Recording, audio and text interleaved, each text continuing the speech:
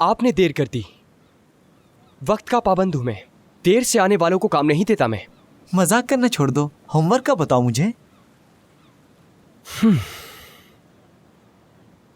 बच गए तुम। तिलाफी की जरूरत नहीं। यानी कबूल कर रहे हो तुम? तुम्हारा होमवर्क मैंने किया है, तुम कबूल कर रहे हो तो ठीक है,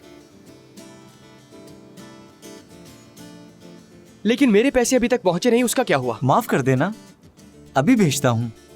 कसम से यार, भूल गया था। लेकिन जो अकाउंट नंबर तुमने मुझे भेजा है, उस अकाउंट का नाम गुरबुज है। हाँ, तुम भेज दो इसी में। अरे मैं तो भूल गया था, तुम्हारा नाम एगे नहीं है? रियल नाम क्यों नहीं इस्तेमाल करते हो? ठीक है, भेज दिए मैंने, चेक करो। तुम देखोगे मैं गुरबुज जैसा लगता हूं कि नहीं लगता? सही कहा, तुम बिल्कुल एगे जैसे हो।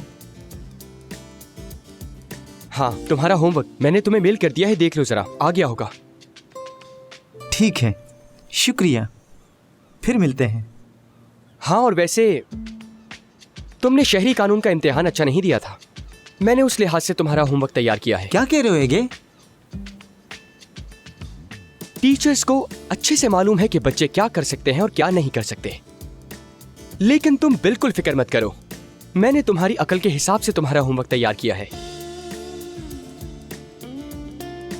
मैं चलता हूं, कुछ काम है मुझे।